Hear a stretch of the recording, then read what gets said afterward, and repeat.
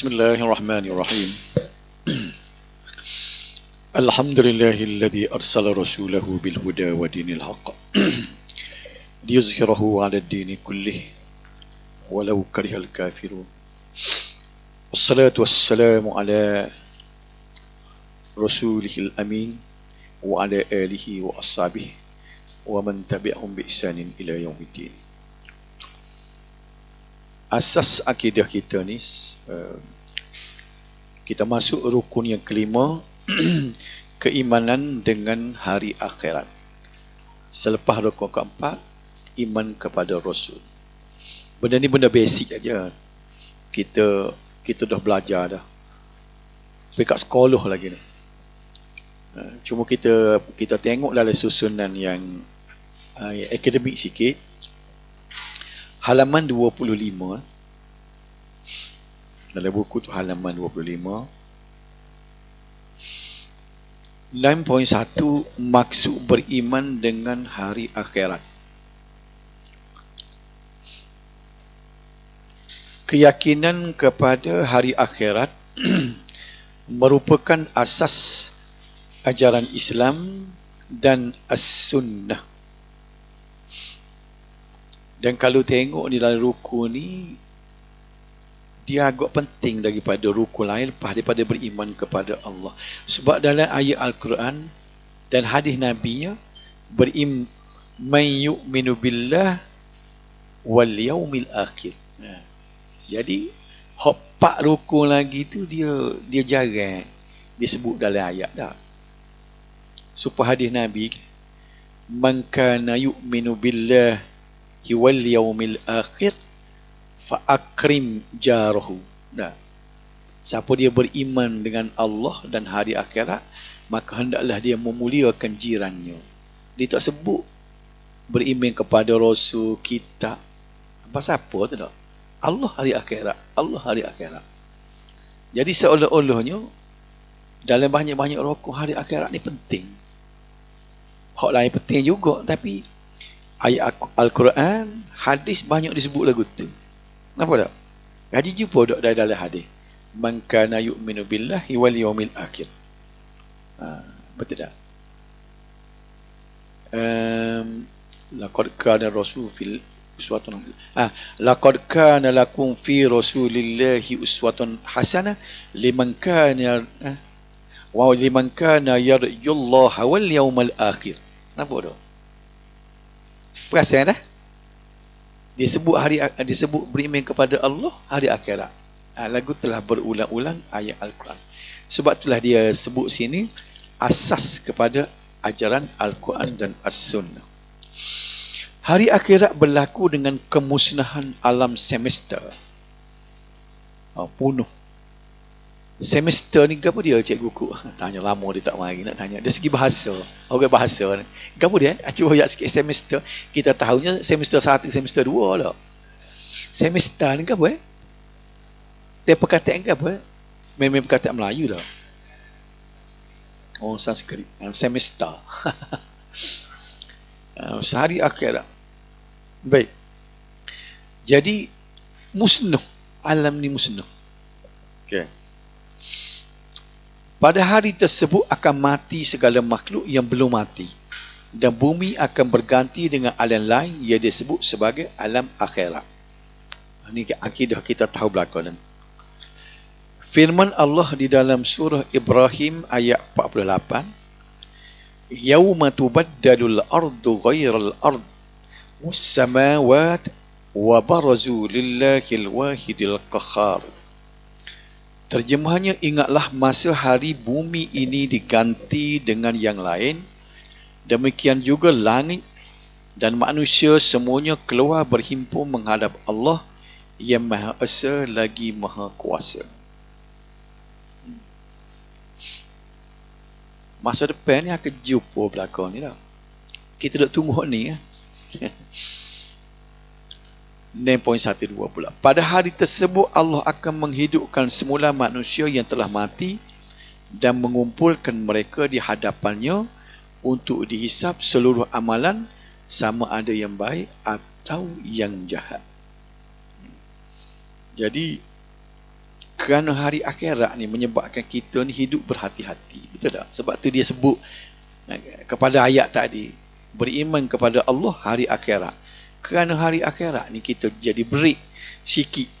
Kalau kita nak duduk dengan cara kita ni, kita teringat ke hari akhirat ni, benda ni boleh jadi break kepada kita. Sebabnya bukan sahaja berlaku hari akhirat, kita akan disoal pula, dihisap. Mana dia cek satu persatu. Mereka yang mempunyai amalan kebaikan yang lebih akan dimasukkan ke dalam syurga, dan sesiapa yang mempunyai amalan kejahatan yang lebih akan dimasukkan ke dalam neraka. Tidak kata tak ada amalan langsung, lebih amalan jahat, rengi amalan baik, masuk neraka dah. Tidak kata totally tak ada sepuluh kafir, tu masuk sama-sama kan, tak tubik. Selisih tu lebih halik amalan jahat. Wa man ya'mal mithqala dzarratin khairan yarah. Dia sebut tu. Siapa yang berat timbangnya amalan baiknya, wa man ya'mal mithqala dzarratin khairan yarah. Dia boleh tengok. Siapa yang lebih amalannya pun boleh tengok. Wa man ya'mal mithqala dzarratin syarran yarah. Jadi maknanya dia kira badi berat situ tak. Hak ni yang kita berasa takut sikit tu. Kalau dia kata asal kau Islam masuk syurga selalu tu, boleh kira juga tak. Ni Islam dah tu berat amalan jahat tu tak boleh dah. Jadi kita lah ni dia usaha biar selisih banyak tak. Okay. Supaya kita ngaji ni kan kena niat molek, bukan untuk dapat ilmu saja, kira amalan tu. Mari usaha kita jadi ke amalan ni. Bukan dia nak ilmu tu satu hal, dan menuntut ilmu tu boleh pahala, tapi kita ni kerana nak cari pahala. Okey. Cikgu Kuk baru ni 4 bulan nak cari pahala tu dia. Dia baru balik nak orang 4 bulan tinggal. Pergi ke Kongo. Umumnya beriman dengan hari akhirat merakumi 3 perkara. Nombor 1, ini asal dia. Nombor 1, mengimani semua yang terjadi di alam barzakh merupa pertanyaan malaikat, seksa dan nikmat kubur. Maknanya hari akhirat tu bermula alam kubur lagi. Dia kira akhirat dah tu. Lepas pada mati cabut nyawa tu masuk akhirat dah kita. Sebab dia sebut ni ada 3 perkara. Mula-mula sekali alam barzakh. Disoal, diseksa.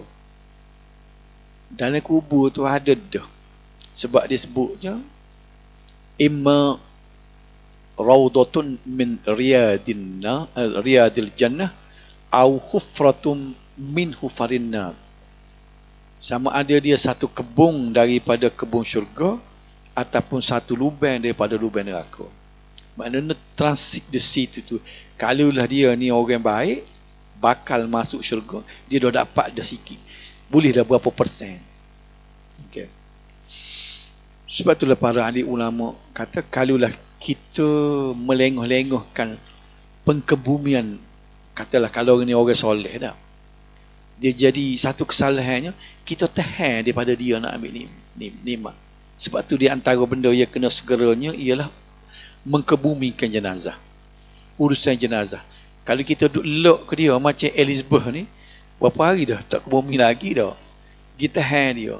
Jadi dia so cepat ni sebabnya saya pernah dengar daripada uraian daripada orang-orang yang berkuliah. Dia kata para ahli ulama kita apa pendapat pasal apa dia kata kesalahan kita tahan orang bila orang mati tu melengah-lengahkan pengkebumian dia, urusan jenazah dia, seolah-olah kita tahan daripada dia nak dapat nikmat.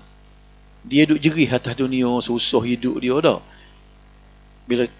Bila dia mati saja dia nampak dah depan dia tu. Dia masuk alam barzah sedang menunggu dah nikmat-nikmat pra syurga dia ada dah. Tapi kita tahan dia. Faham tak? Nikmat kubur disebut seksa pun ada, nikmat pun ada. Mengimani nombor 2, mengimani tanda-tanda kiamat yang akan berlaku di akhir zaman, seperti munculnya Dajjal, turunnya Nabi Isa, terbitnya matahari di sebelah barat dan sebagainya. Imam Mahdi apa semua tu. Tak turun lagi je. Walaupun ada pendapat kata kita tunggu dah baru ni Mekah satu rombongan kita tunggu baru ni Imam Mahdi nak. Lepas tu tak jadi turun balik semula. Postpone, Imam Mahdi postpone, tak ada turun. Ya ada tu, tunggu sungguh baru ni rombongan. Tak si balik dia di Mekah, tak si balik. Nombor 3, mengimani semua yang berlaku setelah kebangkitan seperti berhimpun di pada mahsyar. Kita maknanya ada satu perhimpunan, kita akan gaduh duduk, semua manusia duduk berhimpun daripada mahsyar. Lepas tu ada timbangan, dia panggil mizan. Hak timbang tadi nak tahu amalan jahat dengan amalan baik tu. Titian sirat.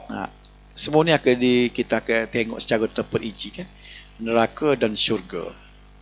Ni sebagai orang panggil revise ni. Hak kita geti dah dah. Cuma nak kita nak tengok dalam bagaimana dia susun ni. Baik, ni poin 2 ini. Nama-nama hari kiamat. Ni berdasar kepada Al-Quran dan setengah-setengah dalam hadis ya. Banyak nama, 25 rasa nama dia. Tidak 25 nama dia. Nama-nama tersebut dalam Al-Quran. Yaumul Qiyamah. Ni hak basic ni. Hari kebangkitan. Qiyam ni maknanya bangun lah, hari bangkit. Dari segi istilah nama dia. Nombor 2, As-Sa'ah. Makna hari, waktu, penentu. Ada juga Al-Quran menyebut Yaumul Akhir, hari kemudian. Yaumuddin macam dalam Al-Fatihah, tidak? Hari agama. Yaumul Fasl, hari pemisah, keputusan. Warna tu 7 dulu tu. Yaumul Hisab, hari perhitungan. Yaumul Fath, hari pengadilan. Yaumul Talaq, hari perpisahan. Yaumul Jam'i, hari perhimpunan. Yaumul Khulud, hari kekal. Yaumul Khuruj, hari keluar. Yaumul Ba'th, hari kebangkitan. Yaumul Hasrah, hari penyesalan. Yaumul Talaq, Yaumul Tanad, hari panggilan. Yaumul Azifah, hari mendekati. Yaumut Taghabun, hari terbuka, mana terbuka keaiban. Yaumul Wa'id, hari ancaman. Al-Yaumul Azim, hari yang besar. Al-Yaumul Mashhud, hari apa tu? Penyaksian. Tinggal situ. Al-Qari'ah, bencana yang menggegarkan. Al-Ghashiyah, bencana yang dahsyat. As-Sakhah, bencana yang memilukan. At-Tammatul Kubra, bencana yang besar. Al-Haqqah, kebenaran atau ya hakiki. Yang ke-25 akan Al-Waqi'ah, peristiwa besar yang pasti. Berapa nama? Banyak. Dia kaedah nama dalam apa ni? Dalam kaedah dia lah disebut kasratul ismi tadullu ala syarafil musamma. Banyaknya nama itu menunjukkan mulianya tuan yang punya nama. Itu kaedah dia. Kalau nama banyak kan. Jadi kerana keadaan ini mustahak, penting sangat. Maka siapa Quran sebut 25 nama. Jarang benda ada 25 nama ni. Gambaran ketika berlakunya kiamat. Nak suruh biar dah habis dah kiamat ni rasa tak banyak tu tak? Ada kan? Tak banyak tak? Kalau banyak tak boleh habis juga. Gambaran ketika berlakunya kiamat. Ketika berlakunya kiamat, suasana sungguh dahsyat. Allah berfirman dalam surah Al-Hajj ayat 1 hingga 2. Kita tak pernah tengok lagu mana dahsyat, tapi kok mana boleh tengok lah.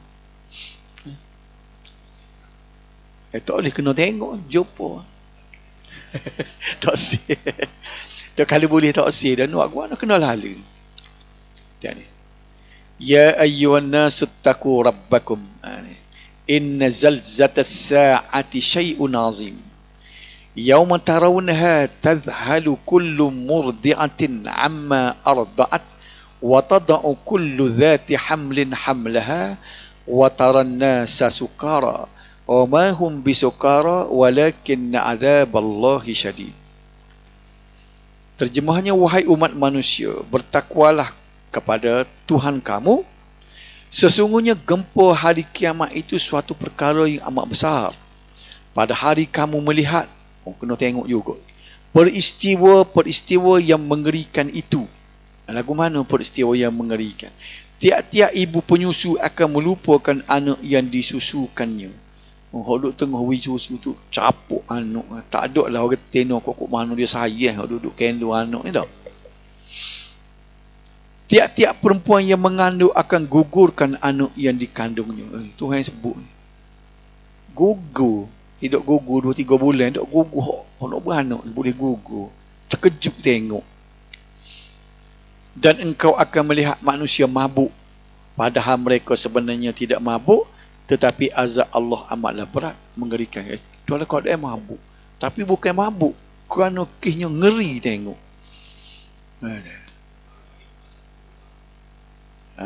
Ayalah. Dia nak mati dia dulu lagi yang beda ni. Iyalah, masa berlaku kiamat tu melati kita ni apa dibangkit ada. Bumi akan bergegar kuat. Gunung ganan akan hancur dan bintang-bintang akan gugur bertaburan. Nanti tengok tu macam al-qari'ah. Yauma yakunun sukal farashil mabthus. Pada hari itu manusia keadaannya macam kelkatu. Macam katu tu ubik-ubik cuh gitu.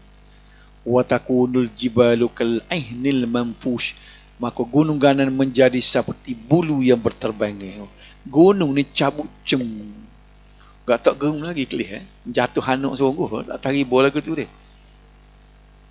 Macam iyalah disaksikan oleh kalau kita baca dalam kitab akidah tu dia kata dimatikan dulu. Orang-orang beriman dimatikan dulu. Dia tinggal orang-orang engkar. Keadaan yang amat dahsyat itu menyebabkan manusia berada dalam keadaan huru-hara, kebingungan dan tidak tahu apa yang hendak dibuat. Dalam Al-Quran, gambaran tentang kiamat juga disebut sebagai berikut. Apabila langit terbelah dan bumi diratakan. Idza sama'un syaqqat. Apabila bintang-bintang jatuh berselerakan, lautan-lautan dijadikan meluap dan kuburan dibongkar. Apa jadi gini? Hilang keseimbangan. Ada satu kali almarhum untuk guru kita dia ulah. Padahal dia tidak belajar sains tapi saya dengar ada satu dia tafsir. Apa dia kata berlaku ni disebabkan oleh tangan manusia. Dia kata kerana planet-planet semua ni hilang keseimbangan bila bumi sebutir ni tak seimbang. Bila bumi ni sebutir tak seimbang, hak lain pun tadi tak seimbang sebab dia beri tokakmu aku dia kata. Apa dia kata bumi boleh jadi tak seimbang? Kerana manusia duduk buat benda di bumi. Bendanya gapo dia kata kalau korek biji dia kata korek besi jadi bahan-bahan besi duduk atas bumi juga dia kata. Kan kita korek besi buat kereta atas bumi dia kata. Kereta buruk duduk di bumi juga dia kata. Hak tak tahan dia kata korek gas dia kata. Sedap juga dia. Korek gas dia naik gila dia kata. Menyebabkan dia kata bumi kau lama korek gas, kau lama korek dia kata tok korek kita nak guna dia kata. Nak guna gas kita nak pakar. Sedap juga dia dah. Ada logik juga dah. Betul tak? Lalu ni dia kata ada. Sebab tu dia kata zaharal fasadu fil barri wal bahri bima kasabat aydin nas. Dia baca ayat tu lah. Usaknya langit bumi ni kerana tangan manusia. Manusia duk korek dia kata. Korek gas dia tak tahan dia kata. Lapis ozon pun jadi nipis kan dah ni kan. Maka dia kata bila naik dia kata lama bumi jadi ringin. Bila ringin dia kata bergoyang. Bila bergoyang belagu habis. Tu yang jatuh bintang bulan. Mengikut pencapaian yang dia ulah dulu kan. Okey. Lautan-lautan dijadikan meluap dan kuburan dibongkar. Ini apa? Ini sebut dalam Al-Quran lah kan. Bu'thirama fil qubur lah. Apabila matahari digulung, gunung ganang dihancurkan, Unta-unta yang bunting ditinggalkan. Binatang-binatang liar dikumpulkan, dan lautan-lautan dipanaskan. Dia terjemah ayat Quran sebenarnya. Baik, ni poin 4. Tak ada masalah dah, mudah ni dah. Saya baca terus. Hari akhirat merupakan impian kecil manusia. Bapa disebut gitu tu. Apakah hikmah Allah mengadakan hari kiamat? Manusia yang bijak tentu dapat menyingkap hikmah Allah mengadakan hari tersebut. Jawapan mereka antaranya diberi pengadilan terhadap perbuatan baik dan jahat. Sebab atas dunia ni kita berasa hukumnya ni, hukumnya alam ni berasa tidak adil dah. Kadang-kadang kita tengoklah macam kadang-kadang orang tidak bersalah dihukum di mahkamah. Orang bersalah dilepas begitu saja. Jadi permainan atas dunia ni kita berasa tak adil. Tak apalah, jumpa di akhirat. Kita kecil tu semua dah. Dia ambil barang kita. Tak bayar piti kita. Kita dakwa di mahkamah. Benar dia. Lepas kita nak buat lagu mana? Kita berasa benda ni kita nak satu pengadilan semula supaya hak kita diberi. Kita orang Islam, orang beriman mudah ya. Tak apalah, jumpa di akhirat. Kalau orang atas dunia saja, kalau ada salah, see you in court. Jumpa di mahkamah. Kita dah see you in akhirat. Tetap lagi dah. Kita orang Islam ni jumpa di akhirat. Manusia menghitung diri sebelum mereka dihitung pada hari kiamat. Ni hikmah dia. Bila kita tahu ada hari akhirat, kita duk cek diri kita, kita remedi benda-benda kita tidak betul. Kehidupan manusia mempunyai matlamat untuk kebahagiaan yang abadi. Orang Islam saja hidup dia ada matlamat. Matlamat kita ialah akhirat. Okay. Jadi inilah dia hikmatnya Allah Subhanahu Wa Taala buat hari akhirat. Manusia beriltizam dalam melaksanakan ketaatan. Jadi kok mana kerana ada hari akhirat, kita mempunyai iltizam dengan kesungguhan kita nak buat perkara yang taat kepada Allah Subhanahu Wa Taala. Segera bertaubat kepada Allah apabila melakukan dosa. Sebab itulah kembali kepada saya sebut awal tadi, sebab apa ayat Quran dia sebut beriman kepada Allah hari akhirat. Man kana yarjullaha wal yawmal akhir. Dua tu. Siapa yang mengharap kepada Allah dan hari akhirat. Jadi rukun lain tak sebut. Sama juga dengan hadis-hadis Nabi. Sebabnya mustahak hari akhirat. Melahirkan masyarakat yang beriman dan negara yang berpandukan syariat Islam. Indahnya sebuah negara dan masyarakat kalulah semuanya beriman. Sebab Tuhan jamin sendiri kan. Walau anna ahlal qura amanu wattaqau lafatahna alaihim barakatim minas sama'i wal ardh. Sekiranya penduduk di sebuah negeri itu beriman dan bertakwa, nescaya kami akan bukakan keberkatan langit dan bumi. Hak ni hak kita duduk nak, tapi tak capai hak ni. Macam mana wajah bila Tuhan turun berkat langit dan bumi? Tak ada lah. Model kita ialah masyarakat Madinah yang diasahkan oleh Nabi sallallahu alaihi wasallam. Bukan Madinah lah ni. Madinah tu negara Islam pertama. Okey.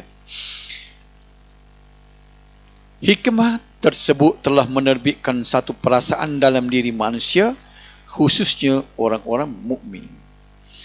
Sesungguhnya hari akhirat merupakan impian kecil mereka. Hal ini kerana tempoh manusia hidup di atas muka bumi ini terlalu singkat, sedangkan cita-cita dan harapan mereka tidak terbatas.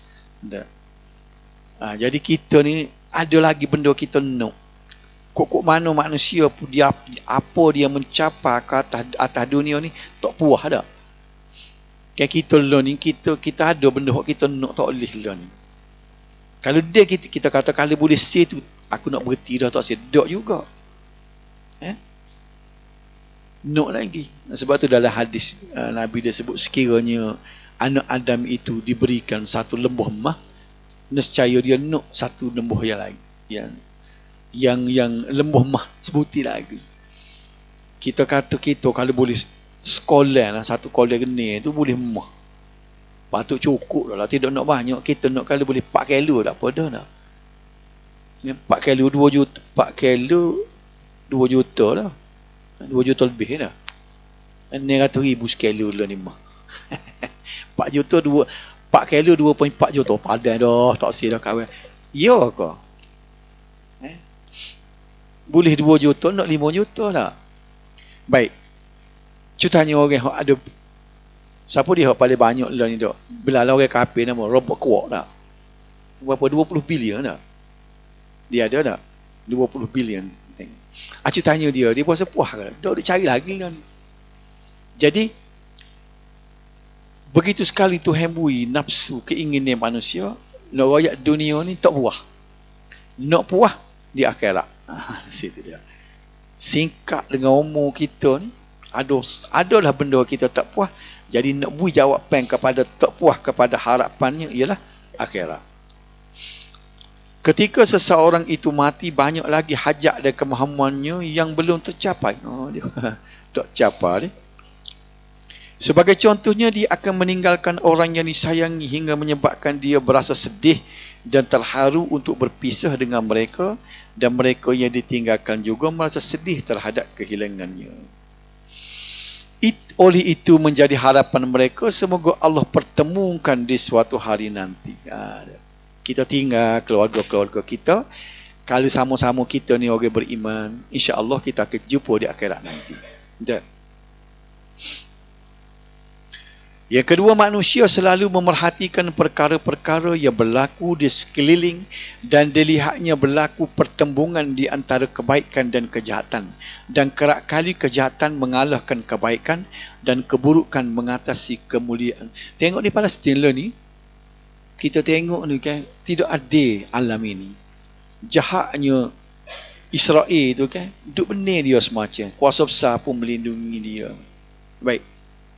Ketidakpuasan hati kita tu dalam keadaan situ tu, mana harapan kita? Gi kok bahasa bersatu tak jadi apa, mejah waktu Tuhan buat tak jadi. Nyayunya negara-negara Islam yang ditindak seperti Israel, apa ni, Palestin tadi. Jadi apa dia harapan kita? Akhirat. Apa? Sian awak mana pula?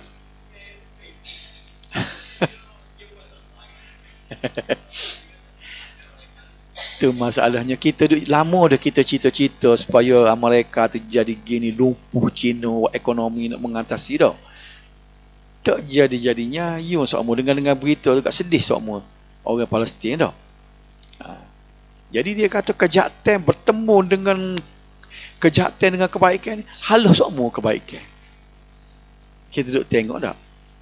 Jadi sinilah.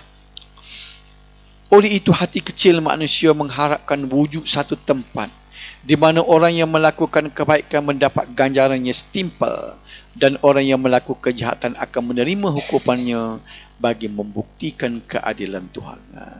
Jadi keadilan ni hanya boleh tengok keadilan yang sebenar-benar. Keadilan ni kita hanya boleh tengok di akhirat. Okay. Yang ketiga, manusia telah memakmurkan bumi dan melakukan berbagai jenis kemajuan dan kebaikan padanya. Sudah tentu tidak rela hati kecilnya menerima kesudahan, seperti kesudahan seekor haiwan yang tidak melakukan satu apa pun. Okey, habis itu. Kita pergi pula 6.5. Ada soalan di sini. Pasal sebenarnya ni mudah-mudah ni lah. Kematian suatu yang pasti. Ni pun kita tahu dah. Tak ada orang tak mati. Mati ialah kiamat bagi individu, bagi langkah pertama menuju ke alam akhirat. Dia mati. Mati ni step pertama menuju akhirat. Mudah je, sikit. Cabut nyawa, akhirat lalu kita. Bukankah diri kita terdiri daripada jasad, ini bagi fizikal, dan ruh? Dua unsur ini bersepadu ketika kita hidup. Apabila sampai saat berlakunya kematian, ruh keluar daripada badan. Bapa tikar ruh keluar tu dia jadi sakit apa? Ni diceritakan dalam hadis Nabi Disebut tidak ada sakit yang dia rasa ke, ialah ketika ruh nak cabut daripada nyamuk, daripada badan. Tak nak tarik. Baik, bila ruh cabut, badan akan dimandi dan solat mayat. Bagi kita orang Islam lah, dilakukan ke atasnya, kemudian dikebumikan.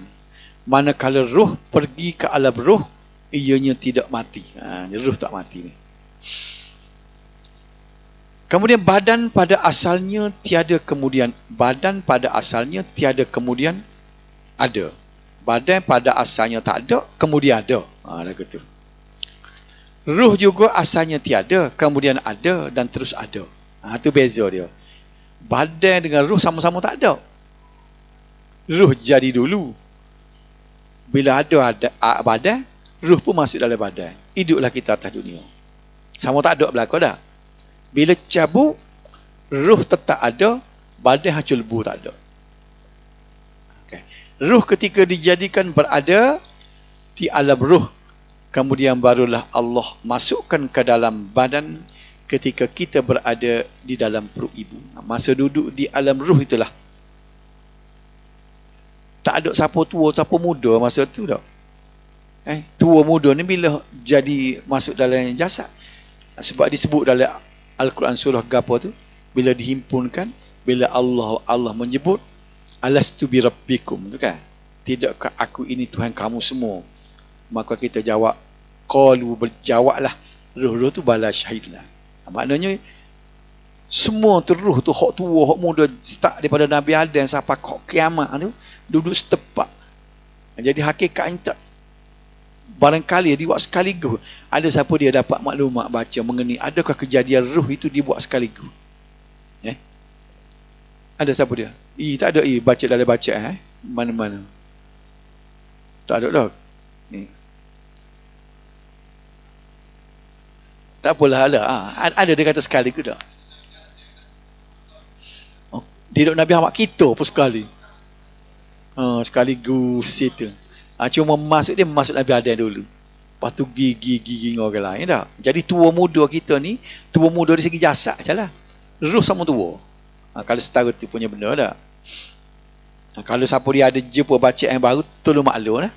Saya tak jumpa lagi waktu tu.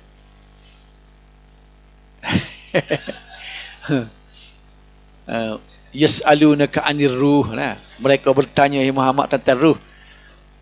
Kulir ruh min amri rabbik. Tahulah kepada mereka ni ruh itu urusan Tuhan. Padahal dia tak baca apa. Kita tak seroyah, kita tak reti tu.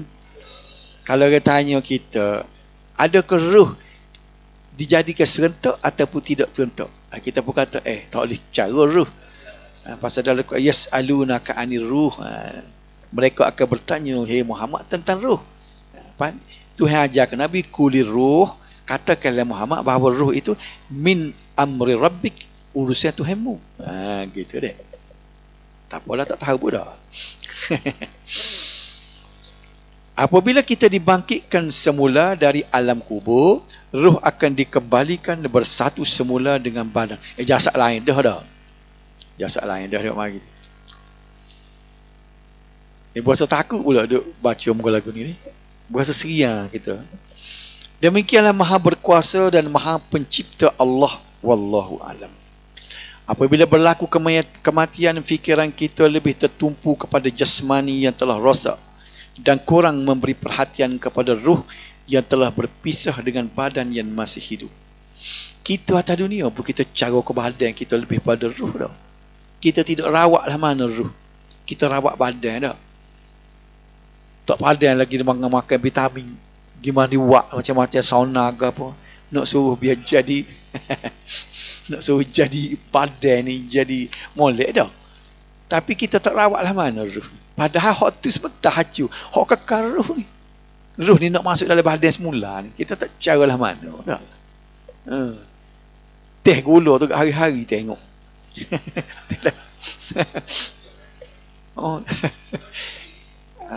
Jadi maknanya kita jadi ada saya kita.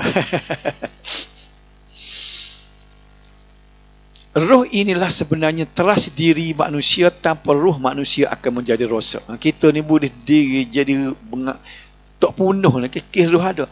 Cabut sebentar roh, tiap kali buruk lah dia dah. Maknanya itulah peranan roh. Repuk dan hancur serta bercampur aduk dengan tanah dan akhirnya menjadi tanah semula. Balik semula. Minha khalaqnakum wa minha nu'idukum. Daripada tanahlah dijadikan dan kepada tanah dikembalikan. Apabila mengingatkan mati, manusia akan terkedu sebentar. Bunyi orang mati kecup perut kita sebentar dah. Kemudian selepas beberapa ketika melupai pula. Atau hikmat Tuhan buat gitu. Dia tidak buat kita berasa kecup perut sama-sama. Tidak tahu buat kerja lah kitanya. Kita perasan bila keluarga terdekat mati, kita rasa kita akan kesedihan sepanjang hayat, berasa dah. Lepas tu kalau mau kurang, kalau mau kurang. Itu juga hikmat juga. Manusia bukan tidak takut mati. Semua manusia memang takut mati, tetapi Allah Maha Bijaksana menjadikan rasa takut itu tidak keterlaluan. Nampak di sini? Tidak berdoa. Sebaliknya Allah juga menyediakan ketenangan dan kegembiraan kepada manusia semasa hidup di dunia ini. Dengan itu manusia boleh terus hidup dan mampu membuat persediaan menghadapi kematian. Banyak kitab-kitab Tazkiratul Maut, dia menyebut bahawa kita mengingatkan kematian itu satu ibadat. Ingat? Kita ingat kematian itu satu ibadat. Boleh pahala ingat kematian. Itulah hakikat hidup di dunia yang manusia perlu fahami. Firman Allah dalam surah Ali Imran, kullu nafsin za'iqatul maut wa innama tuwaffawna ujurakum yawmal qiyamah faman zuhziha 'anil nar wa udkhilal jannata faqad faz wa mal hayatud dunya illa mata'ul ghurur. Tiap-tiap ia bernyawa akan merasai mati. Tengok dia sini ayat Quran dia guna za'iqatul maut. Dia tidak sebut kullu nafsin yamutu. Setiap yang hidup mati, tidak. Za'iqatul maut. Za'iq namanya kecak. Supaya kali kita ambil makan ni, kita buh lidah dia panggil zaqa. Zuk. Rasa. Apa guna tu? Akan rasa. Inilah disebutnya kesakitan ni. Kepayahan mati tu. Sakit yang tak pernah kita rasa, kita akan rasa belakang ni. Kok mana Tuhan kata tak terkecuali. Dan kalau kita tengok dalam sirah tika Rasulullah sendiri tu kan, tika dia nak cabut nyawa tu kan, diriwayatkan dia tidak pernah tengok Rasulullah tu gelisah setara tu, sakit. Dia ambil, siapa tak ada guna buat dia kan, dia ambil, dia sebut air dalam kodah tu satu bekas kayu kan, dia celup tangan dia kan, dia comot. Dia sebut, dia kata, di situlah gambar yang dia sebut. Dia kata sebenarnya kematian ni memang menyakitkan. Dia sebut sakit. Jadi sebab tu Tuhan guna za'iqatul maut, akan kecak. Setiap ia bernyawa akan kecak kematian. Boleh jumpa lah sekali seorang kita ni. Cuma kita minta doanya, Allahumma hawin alaina fi sakaratil maut. Minta Tuhan peringin. Nak suruh kecuali tak kecuali, biar peringin. Doa ni ya ada ni kena baca acak-acak biar ada semua. Minta peringin sakaratul maut. Sebab kita nak lari tak boleh jumpa. Bila Allah sebut kullu nafsin za'iqatul maut, setiap yang hidup akan mengecapi kematian. Allah. Bahasa kamu ni hak baik jahat macam mana? Maksudnya teka mati kan? Hak tu memang ada lah ruh. Bila dia tu macam tadi lah, bila timbangnya dia berat lah, dia ni duduk dengan baik, maka ruh tu baik lah. Dengan amalan-amalan dia tu, dia bermula daripada nak mati tu Tuhan beri rahmat dah. Sakaratul maut dia situ dia ingin dah. Sakit tetap sakit, tapi kita minta peringin biar padan dengan, biar kita boleh tanggung dah. Sebab hak mati dia tak ada nak royak, dia tak boleh royak dah. Dia Dia tak boleh royak, sakit nak cerita tak boleh dah. Dia rasa seorang. Bukan dia rasa, kita akan rasa. Ketika itu, sesiapa yang dijauhkan dari neraka dan dimasukkan ke syurga, maka sesungguhnya dia telah berjaya. Situ kejayaan manusia ni. Faman zuhziha anin nar, siapa dia yang lepas daripada neraka, wa udkhilal jannah, dan dimasukkan ke dalam surga, faqad faz. Inilah baru betul-betul kejayaan. Bukan berjaya atas dunia. Kejayaan ni kejayaan nisbi, kejayaan sementara.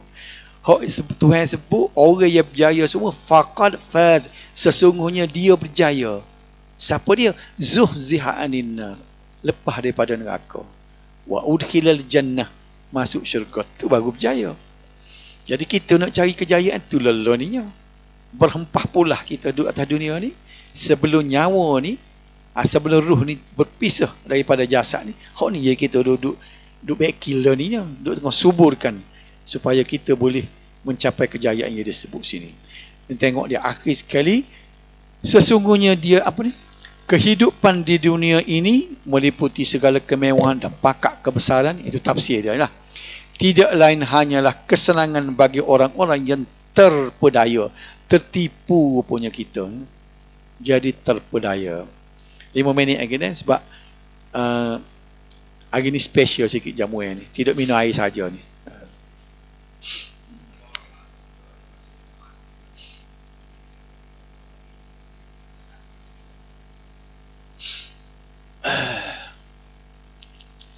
Obat tidur tu kalau niat nak membunuh tu tak boleh juga, tapi kerana tak tahan tu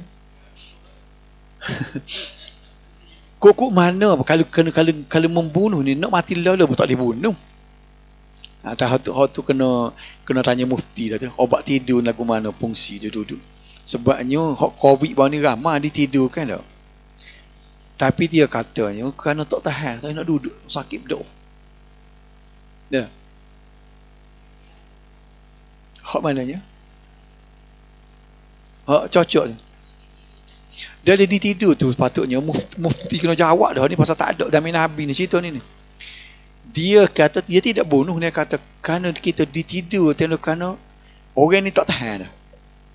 Dia tidak nak bunuh tapi kebanyakan ditidur pakai tidur sudah. Dia kata bukan kerana ditidurkan dak tu. Dia tu memang nak mati dah dia kata.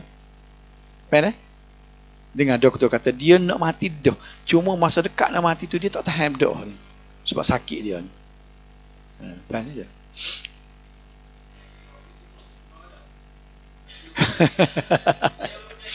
Yalah dia termasuk lagi ni. Dia sebut dulu di antara orang mati syahid ialah penyakit taun. Jadi taun ni penyakit berjangkit, jadi covid ni lebih pada tahun. Jadi dusi tu lah. Tu ada dah. Maknanya bila orang terkena penyakit yang dahsyat kan, itu boleh dipanggil syahid lah. Syahid dah kecil kan.